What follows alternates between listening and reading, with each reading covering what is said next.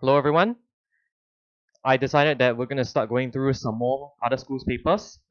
I'll be going through today CHIJ Katong Convent Prelim Exam 2019 Paper 1.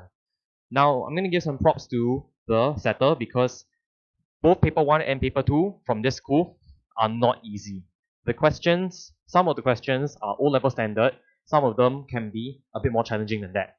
So, we're going to give it a try today. I'll be going through the solutions for Paper 1, and of course, Paper 2 will come out in the near future. Alright, so let's get started. So the first question is very simple. Differentiate sine cube of 3x with respect to x. Okay? Okay? So this should not be too bad, right? We've got sine cube 3x, and the first thing we will do is obviously bring down the power. So put 3 here, okay? And then find the derivative of this thing, or first we bring down the power, then we just remove that. Remove 1 from the power, sine square 3x, okay? And of course put the derivative of sine 3x in there, which is 3 cosine 3x.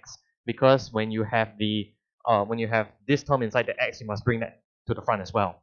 And of course, you just combine the constant terms. 9 sine square 3x cosine 3x. Alright? So, yeah, very simple, right?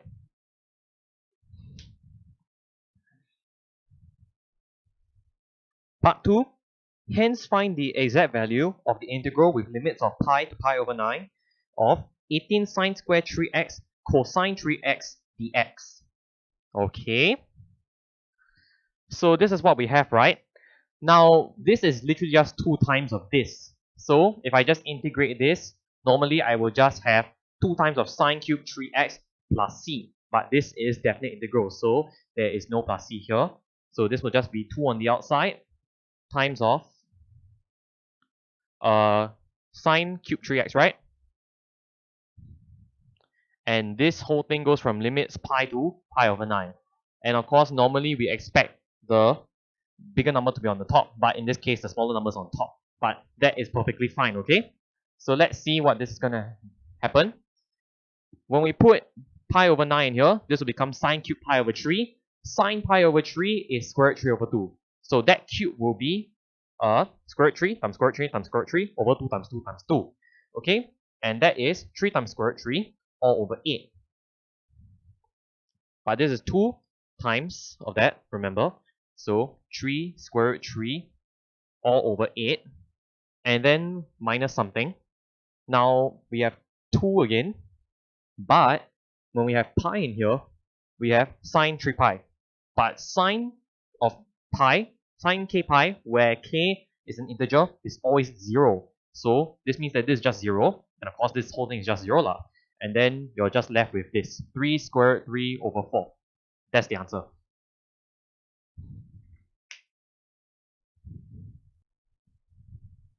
Question 2. The roots of the quadratic equation 2x squared minus 5x plus 3 equals to 0 are alpha and beta. Find the value of alpha cubed plus beta cubed. So we've got this equation. So let's write down our alpha plus beta first. Our alpha plus beta is negative b over a, but this is negative already, so it becomes positive 5 over 2. What about alpha beta? Okay, this is c over a, 3 over 2. Alright, so identify these two should be easy. Then we need to get alpha cube plus beta cube. Now this is quite common. This is our sum of cubes. So we have alpha plus beta and alpha squared minus, no sorry, not 2, just alpha beta plus beta squared. And of course, you should be familiar with the fact that alpha squared plus beta squared is alpha plus beta whole thing squared minus 2 alpha beta. So in this case, this will be equal to alpha plus beta times alpha plus beta squared minus, this time there's an extra alpha beta here, so 3 alpha beta. Okay, so let's see what this is. Alpha plus beta is 5 over 2, of course.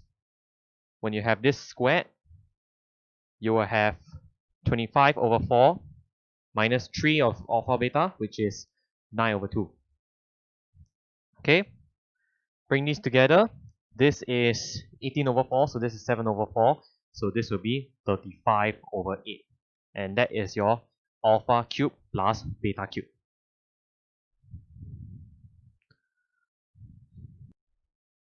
Part 2, find the quadratic equation whose roots are 1 over alpha cube and 1 over beta cube. So, to have this, we're going to write down our roots here. We're going to have 1 over alpha cube plus 1 over beta cube. Now, what is this going to be equal to? Well, we need to bring both of these together. So, multiply both sides by beta cube, multiply top and bottom by alpha cube. And then, of course, you get alpha cube plus beta cube all over alpha cube beta cube. But we have no idea what this bottom one is. So, let's work it out over here. Alpha cube beta cube is equal to just alpha beta whole thing cube, right? And of course, this is 27 over 8. So this is 35 over 8 over 27 over 8, and the 8's cancel out. 35 over 27. Alright? Then we have 1 over alpha cube and beta cube, isn't it? This is equal to the reciprocal of this, which is 8 over 27. Okay? So this is b over a, c over a. Now notice a is both of them are the same, so conveniently this means I can just write the equation as 27 x squared minus 35 x plus 8 is equal to 0. Alright? Alpha beta, this is 8 marks. You should get all 8. Question 3. Express x cubed minus x minus 1 all over x squared plus 3x plus 2 in partial fractions. Now, if you thought the first two questions were easy, this is one of the more difficult ones because you can see here that this is an improper fraction, cubic over quadratic. So we have to do long division. This is quite annoying, but we will do it anyway. We have x squared plus 3x plus 2 here. Then this one is x cubed plus 0x squared minus x minus 1, right? Okay, so let's get started here. So this is just x, right? Then we have minus x cubed plus 3x squared plus 2x. Okay, that's great because we will have the 0 here. So this one will become minus 3x squared minus 3x minus 1. This part got untouched. Okay, and then we need to have a minus here, right? We want to get rid of this minus 3. So minus 3. Okay, minus of minus 3x squared minus 9x minus 6, right? I'm not very familiar with long division, sorry. Okay, and then this will be 6x, and then here is plus 6, right? So plus 5. Okay, so we have ourselves the quotient x minus 3 and the remainder 6x plus 5. Let me just check that that's correct based on my notes. Yeah, this is correct. I'm not very good at long division, so sorry about that. Now we have this thing, and we have this thing which we will use to split into the partial fractions. So let's do it. So this will be equal to x minus 3 plus 6x plus 5 all over x squared plus 3x plus 2. But we must factorize to use the partial fractions. So let's have a look. This is 3x, positive 3x, and this is 2, which means that both of them are going to be positive. So this is pretty easy, right? This one is just x plus 1 and x plus 2. Okay? So now we're going to investigate the this part. So we're going to have, when we have this a over this and b over this, then we will have 6x plus 5 is equal to a times of x plus 2 plus b times x plus 1. Okay? So the first thing we're going to do is let x equals to -1, right? So we can eliminate this. So then we will have -1 being equal to a times of 1. Then a is -1. Let x equals to -2. Okay? This is 7, -7 is equal to, this is gone. We have b and then this one. -2 plus 1 is -1. So b is equal to +7. So therefore, the partial fraction of x cubed minus x minus 1 all over x squared plus 3x plus 2 is equal to 7 over x plus 2 minus 1 over x plus 1 plus x minus 3. Okay? And all this is only 4 marks. Don't forget that we did the long division earlier on. Okay? Part 2. Hence find the integral from 0 to 1 of the partial fraction. Okay? So of course we just split that into the partial fractions. Okay? So let's first write this out. We'll have 0 to 1 of the following. 7 over x plus 2 minus 1 over x plus 1 plus x minus 3 whole thing dx, right? So let's integrate. The first one will be ln, of course. So this is 7 ln, right? 7 ln of x plus 2 minus ln x plus 1 plus x squared over 2 minus 3x. All this 0 to 1. Okay? So equate this. Find out what it is. So we have 7 ln 3 minus ln 2 plus half minus 3 minus 7 ln 2. And then when this is 0, ln 1 is 0. All these are 0. So we can stop here. And this is equal to 7 ln 3 minus 8 ln 2 minus 5 over 2. And this is the answer. Okay? Part 3. Hence explain whether the curve of the combined fraction is completely above the x-axis for 0 is less than x is less than 1. Okay? Fortunately, this is very simple, right? Because we have this number. Now, if you actually evaluate this using a calculator, you will know that this is a negative number. And when you integrate something and there's a negative number, it means that that part is actually below the curve. So, no. The definite integral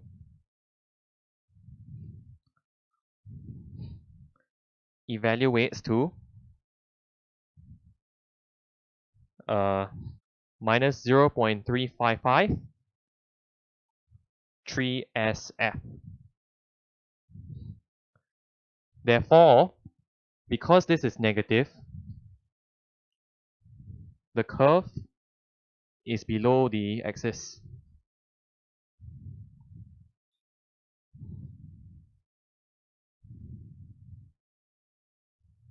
Okay? It's because we get this negative value for the definite integral. Question 4. We have the function f and g defined by fx is equal to 3 sine x over 2 and gx equals to 1 plus cosine 2x. So state the amplitude of function f and the period of function g. Okay, please tell me you guys can do this. So the amplitude of function f is just 3. That's it. And then what about this? The period. Now the standard period of the cosine function is 360 degrees. But this is 2x. So it's 360 degrees divided by 2, 180 degrees. Now, they didn't specify the units in this question, so if you write pi, radians is also acceptable. But I chose degrees because they talk about degrees in the context of the question when we do later parts. So, the part 2 says, sketch on a single diagram the graphs of fx and gx for 0 degrees is less than or equal to x less than or equal to 360 degrees. Okay, so let's draw that. This will be x, this will be y. Okay, so we know that we have this sign here. Now, sign starts at 0, which we normally know, but this is 3. So instead of going from 0 to 1, it goes from 0 to 3. Let's say I put my 3 here. And this is x over 2, which means that the period becomes 720 degrees. So instead of going one cycle, it will go half of a cycle and it will stop at 0. So let me put my 360 degrees here. And then aga for my other units, my other intercepts, 270 degrees, and then this will be 90 degrees. This is the origin. Okay, so we know that it's going to go up and down. So let's do it. Up and, oops. Maybe I should use this. Okay, so it's going to go up. It's going to hit 3 at 180 degrees, then it's going to go, oh god. It's going to go down here. And this is the graph of y equals to f of x. Okay? And then what about this gx? We have 1 plus cosine 2x. Cosine normally starts at 1, but this is plus 1. So this will start at 2. Okay? And then, of course, the minimum point will be 0. So it's not actually going to be negative anywhere. So it's going to come down here, but it's 2x. So instead of going through this in one full cycle, it will actually complete 2 cycles. So it will stop here at 180 degrees, 2 again.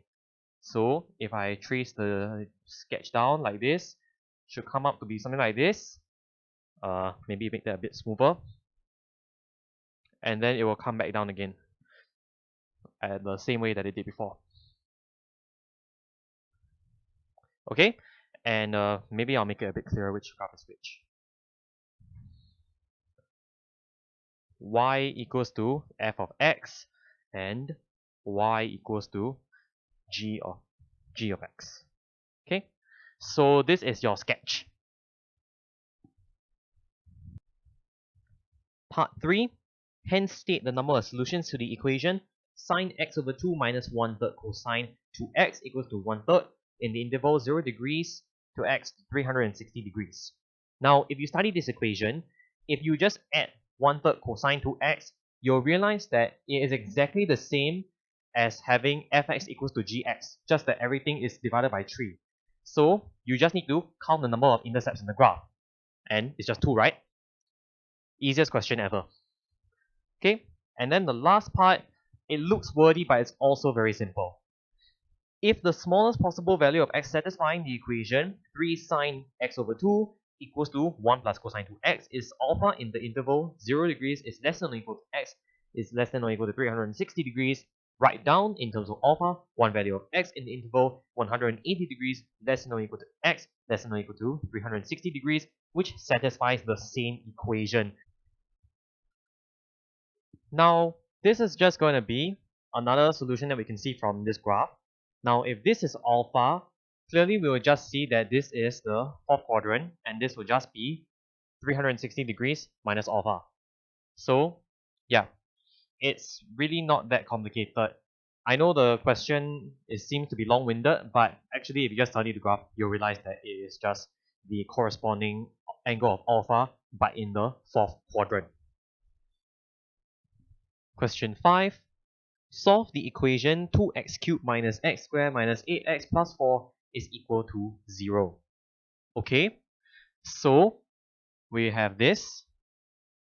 Now, the first step is always to guess and check a factor. At our level, this is all we can do, right?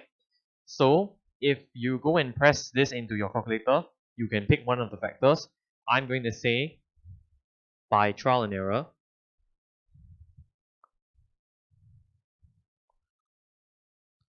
what is it? Yeah, x minus 2 is a factor of the above expression.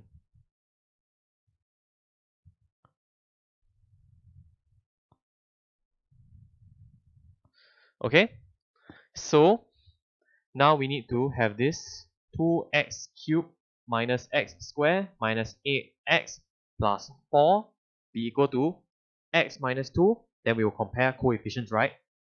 Ax squared plus bx plus c.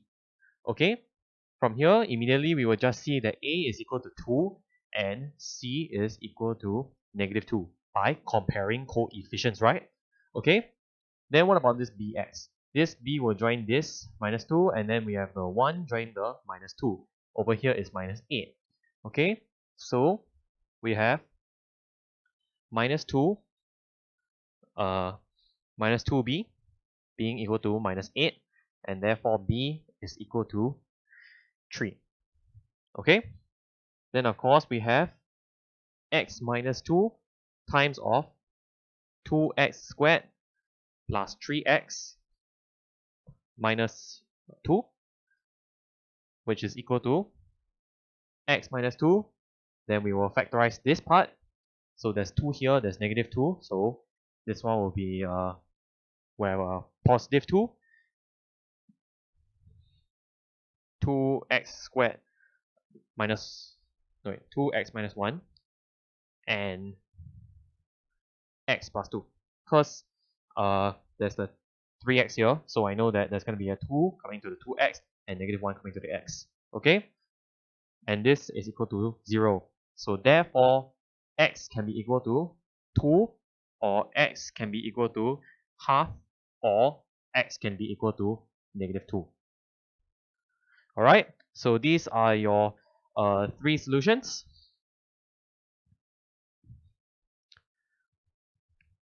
Part 2, hence solve the equation.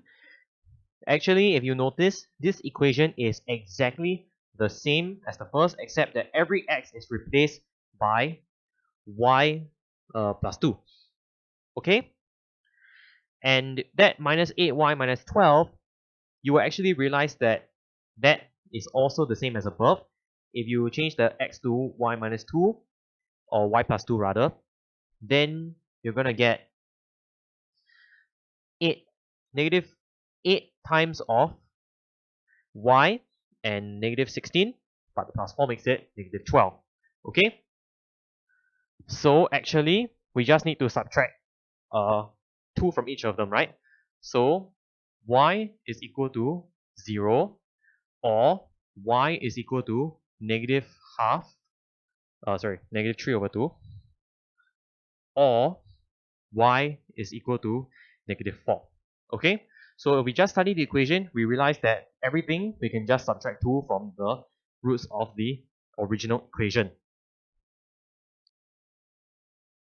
Part B, show that m plus 1 x squared plus 4m plus 3x plus 2m minus 1 equals to 0 has real n distinct roots for all real values of m. So we have this equation, so we must equate our b squared to 4ac, right? 4m plus 3 squared will be equal to 4m plus 1, 2m minus 1. Okay, so let's expand this. 16m squared plus the 2ab, so this is 24. M plus 9 is equal to 8m squared. And then let's see what the m is. So I got m here, m minus m, then this is 2m, so plus m, so this is just plus 4m. And then the constant term will be minus 4. Okay, then we will equate one side to 0. 8m squared plus 20m plus 13 is equal to 0.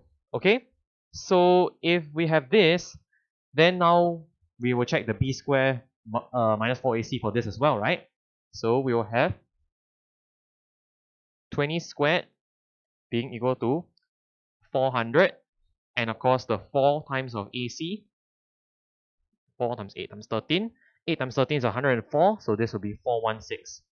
Okay, so b squared more than 4ac. Therefore, 8m squared plus 20m plus 13 lies completely above the x-axis. But what does this mean? Yeah. So what does this actually mean? The fact that it lies completely above the x-axis means that no matter what you have down here,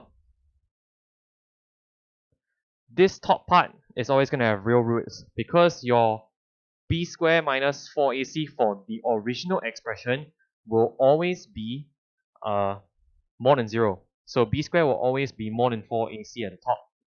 So therefore, m plus 1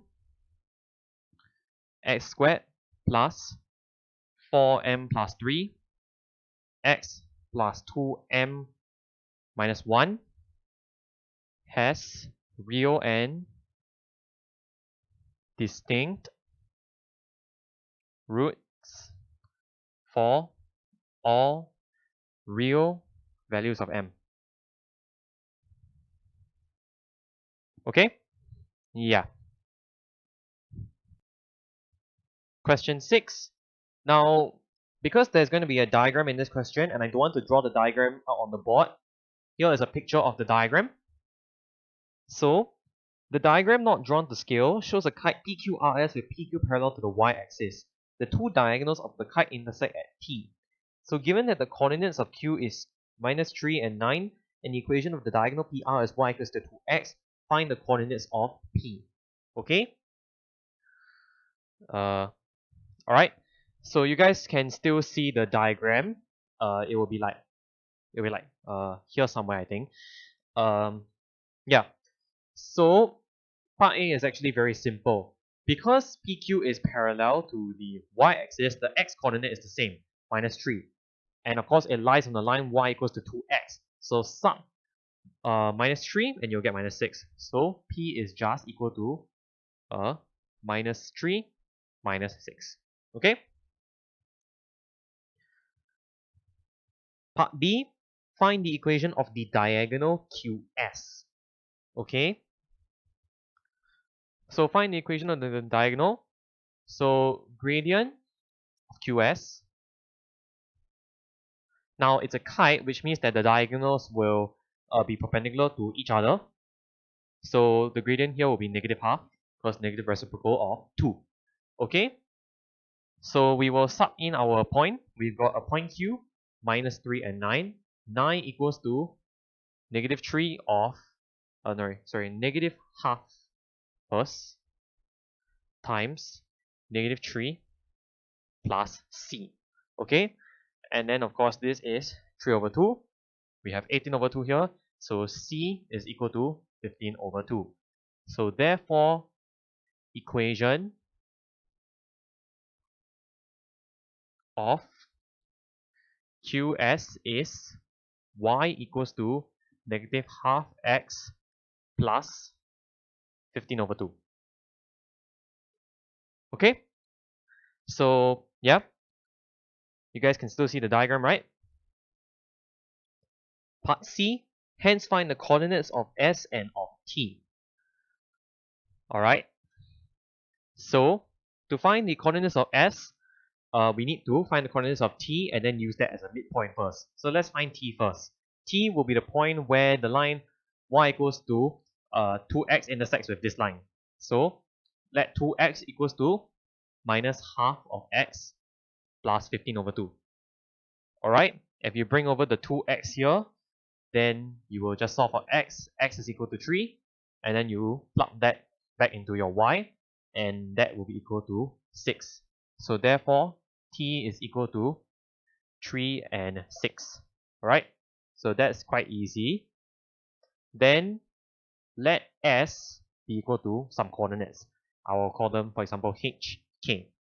We know that T is the midpoint of QS, so that means that T is equal to So we have q, which is 9, right? Negative 3 on the x-axis. So negative 3 plus h over 2 and 9 plus k over 2.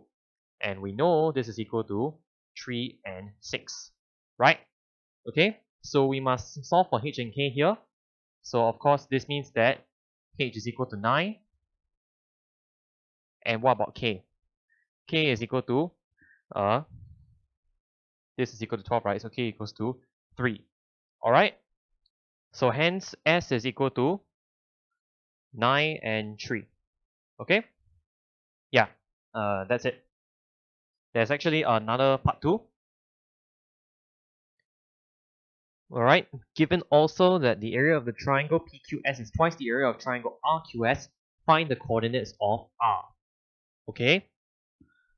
So we are given that area of triangle PQS is equal to 2 times the area of triangle RQS. Now, since both triangles, if you look at the diagram, both triangles share a common base. They share a common base, right? Which common base is it? It's QS. Then PT equals to 2PR. 2TR. Alright, so PT equals to 2TR, and then therefore PT over PR is 2 over 3. Alright, so now let's let R be equal to another set of coordinates. So this will be equal to, let's also call this H and K, since this is kind of like a distinct part already. So then, if this is H and K, then PT over PR is 2 over 3. So what I'm going to do is examine the x coordinates first. So it's going to be a bit similar to the length formula. I'm going to take the first one and then subtract it at the top. So this is the x coordinate of P. X coordinate of T is positive 3, but it's minus. Then at the bottom I have minus 3 minus H. Okay, and this will be equal to 2/3. And then from here, what is H equals to? So this is negative 6, this should be negative 9. So H is equal to 6. Alright, then we will compare the y coordinates. Okay, so Py coordinate is negative 6. So negative 6 minus the y coordinate of T, which is also 6, minus 6, all over the same thing, minus 6 minus K is equal to 2/3 as well. Alright, so this is negative 12. The bottom should be negative 18. So K is equal to 12. Okay? So therefore, R is equal to 6 and 12. Cool? Alright. Find the area of PQRS. Now, PQRS is a kite, which means that I can just find the area of triangle PQR and times 2 of that, and that will be the area of the kite, which will cancel out with the half outside of our area formula. Okay? So, let's do this. Area of PQRS. So I will use so I don't actually need the half because I'm going to find the area of PQR, and then times 2 of that will cancel out outside. Alright, so we're going to start with R and then go anti-clockwise, because we must go anti-clockwise. So this will be 6, 12, minus 3, 9, minus 3, minus 6, and 6, 12. Okay? And then what's this equal to? Let's go. So we have 54 plus 18 minus 36 plus 36 plus 27 plus 36. Alright, let's see. So this will cancel out. Then this here is 54 as well. So 54 plus 27, 27 times 5, 135. Okay, so 135 square units. So this is a slightly modified version of the area formula. I just used the property that if I can find the area of PQR times 2 will be the area of the kite, and it cancels out with the half on the traditional formula. Question 7. The gradient of the normal to a curve at the point x, y on the curve is given by 2 over kx squared minus 3x, where k is a constant. The curve has a turning point at 6 and 3. So calculate the value of k. So we are given this gradient of the normal. Of course, the gradient of the tangent will be the negative reciprocal. Okay, so negative reciprocal, bring this to the top, then swap the two terms. So 3x minus kx squared all over 2. Alright? So we're gonna we know that the turning point is at 6 and 3, which means that the gradient is going to be 0. So sub x equals to 6. Then we have 18 minus 36k over 2, which is equal to 0. Alright? Because that's a turning point. So k is equal to half. Alright? Part 2. Find the equation of the curve. To find the equation of the curve, we will need to integrate this. Because what actually happens is that this expression will give you the tangent to the curve at any point, because x can vary, right? So if I integrate this, I should get the equation of the curve plus c, and we will determine the c later on. So let's integrate the expression. 3x minus half of x squared all over 2 dx. Alright? So let's just evaluate each of these separately. This will become x squared over 2 times 3. So, but don't forget about the 2 at the bottom. So this will become 3/4 x squared, and then something here. This negative half, when you integrate this, this will become x cubed over 3. Then don't forget about the 2 here. So this is negative 1/12 of x cubed plus c. Okay? So we are given that there is a point at there's a turning point at 6 and 3. So once again, we will sub x equals to 6. Then this is 36. So this will be 27 minus something. This will be 216. 216 divided by 12 is 54 divided by 3, 18. Okay, plus c. And we know that this is equal to 3 because that's the turning point, 6 and 3. So this is 9. So therefore your c is equal to negative 6. So therefore the equation of the curve is y equals to 3/4 of x squared minus 1/12 of x cubed minus 6. Alright? Yeah. Okay. Then part 3, find the range of values for x for which y increases as x increases. Basically, it's saying find the range of values for which is increasing function. Alright? In fact, what you were given with was the gradient of the normal. So when you figure out the gradient of the tangent, you could actually do part 3 without needing to do part 2. So we will just look at our little thing here.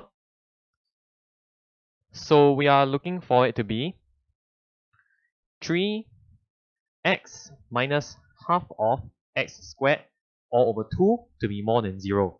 Of course, the 2 at the bottom does not affect whether it will be more. So we will just factorize the top. So this will become x times of 3 minus half of x has to be more than 0. Okay? So for this to be more than 0, this here just needs to be more than 0, right? Because once this is less than 0, then this is definitely more than 0. So that's not going to work. So we have this more than 0. Then what about this? X must be less than a certain number. So it must be less than 6, right? Because half times 6 is 3, and this will become 0. And if you go higher, then this will become negative. Even if this is positive, the whole thing is negative. So 0 is less than x is less than 6. Okay? Yeah. Question 8, part A. solve the equation 3 sine theta plus 5 cotangent theta equals to cosecant theta for 0 to theta to 360 degrees. So let's see. I've got sine theta and cotangent theta and cosecant theta. Now these are all our reciprocals, right? So this is cosine over sine and this is 1 over sine. So how about I make a sine in the denominator here, combine everything together. So this will become sine square on the top. Okay? So let's have 3 sine square theta. This is going to be over sine theta later. Plus 5 cosine theta. And then minus 1. And then all this is going to be equal to, over sine theta. And this is going to be equal to 0. Okay? But the problem is, there is a cosine theta here. So, what I can actually do is change this sine square theta to 1 minus cosine square theta. Then everything will become in terms of cosine theta. And then I can get rid of the sine theta. So, we have 3 times of cosine square theta minus, so then that 3 will join here and then there will be a plus 2 at the end, okay? So, we have plus 5 cosine theta plus 2, because the 3 from earlier will join this negative 1, and this is equal to 0. Alright? And we can remove this negative, so flip all the signs. 3 cosine square theta minus 5 cosine theta minus 2 equals to 0. Alright? To get the negative 5, we will have to take minus 1, put it with the 3, and then positive 2 will join the 1. So, we have 3 cosine theta plus 1 and cosine theta minus 2 is equal to 0, right? So if you work this out, you'll have minus 6 and plus 1, or minus 5, correct? Okay? So then, cosine theta is equal to negative 1/3, or cosine theta is equal to 2, which has no solution. Okay? It has no solution because it must be from negative 1 to 1. Alright? So, because this is negative, we want our theta to be, we want the angle to be second or third quadrant, right? So theta will be equal to 180 degrees plus or minus cosine inverse of a third, 1/3. Okay? And if you evaluate this, theta will be equal to 109.5 degrees, or theta is equal to 250.5 degrees to 1 dp. Alright, so yeah. Part B, solve the equation 11 cosine square x plus 7 sine x cosine x equals to 6 for negative pi to x to 0. So immediately you realize that we have trouble because of this sine x, right?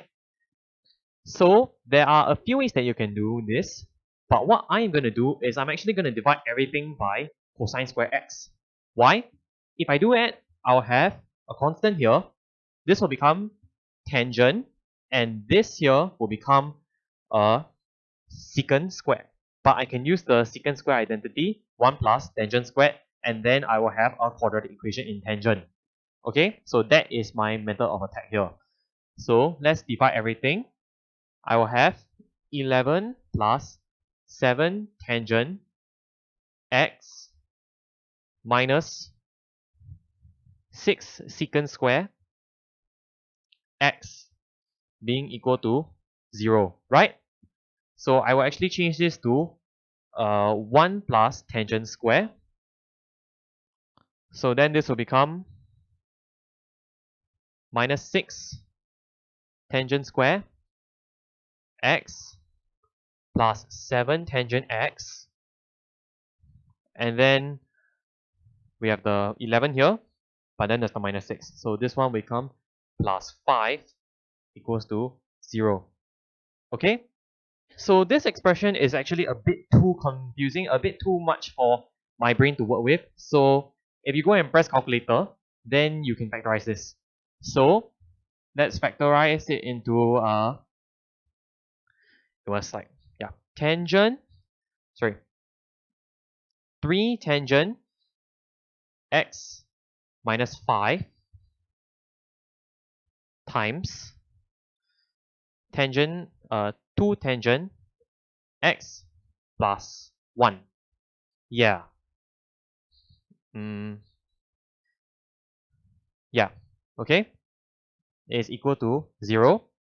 So therefore, tangent x is equal to 5 over 3, or tangent x is equal to negative half.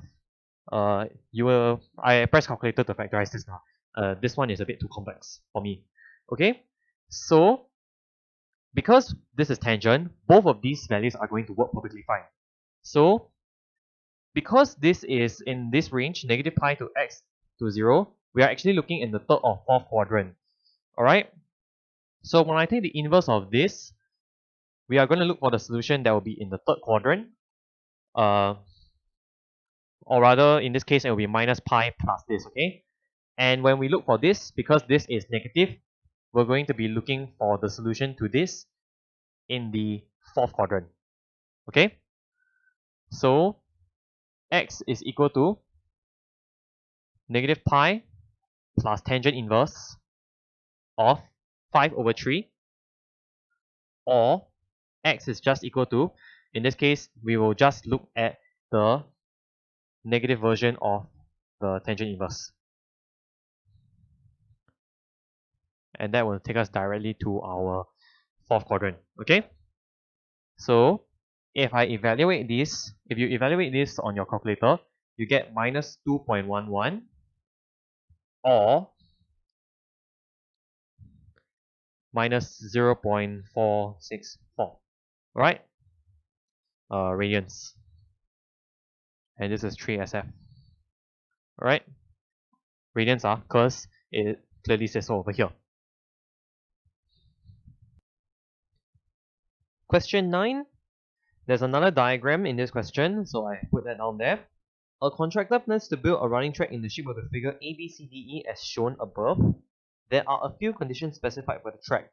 B is due north of A, C is due east of B, E is due west of B, EA equals to 300 meters, EC equals to 500 meters, angle BCD is theta, and angle DEA and angle CDE are right angles.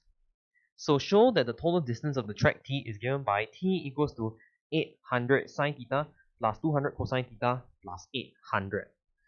Alright?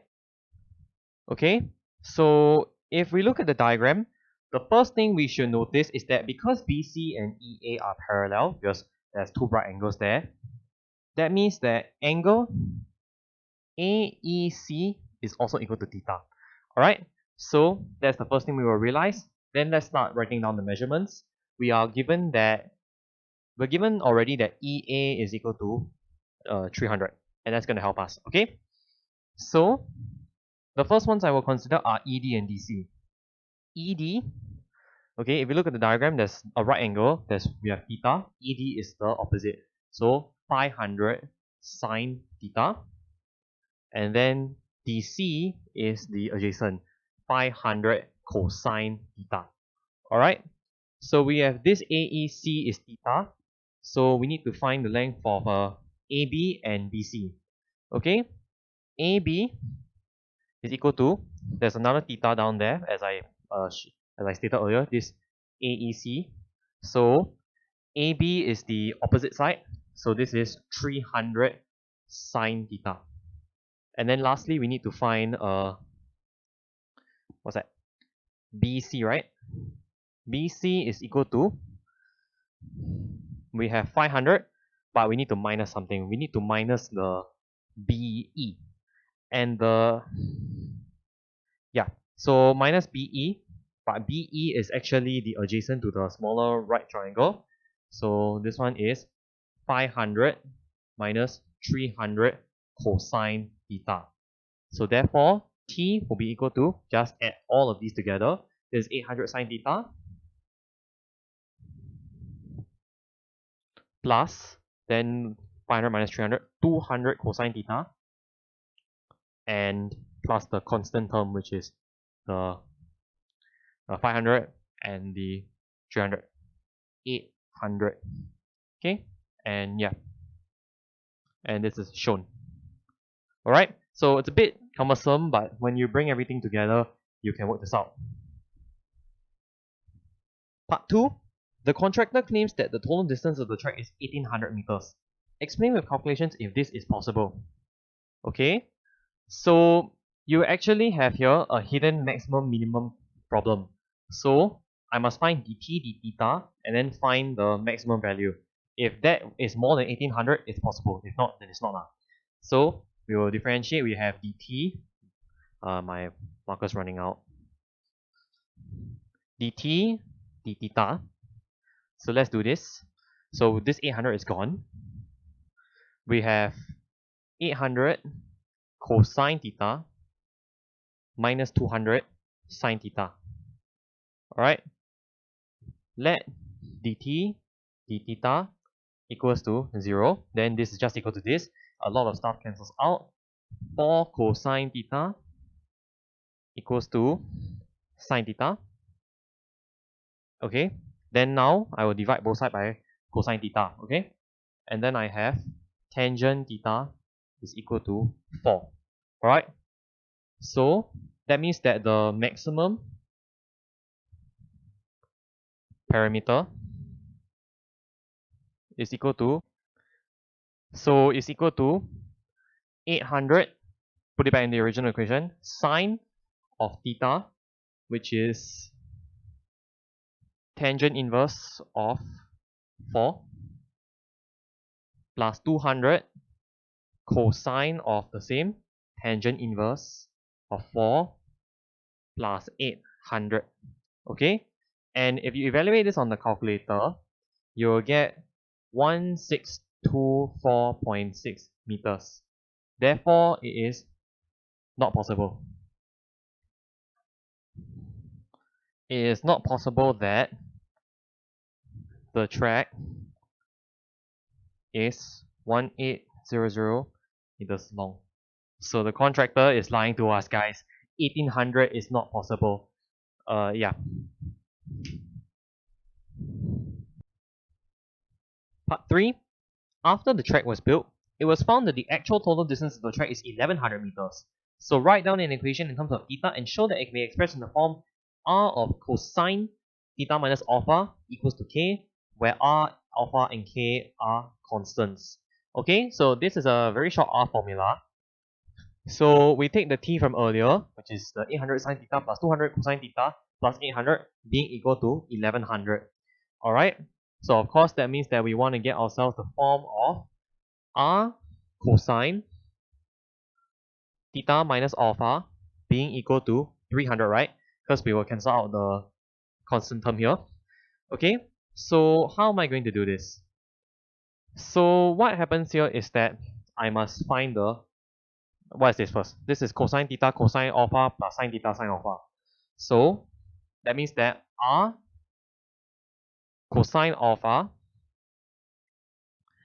is equal to 200 and r sine theta, alpha is equal to 800.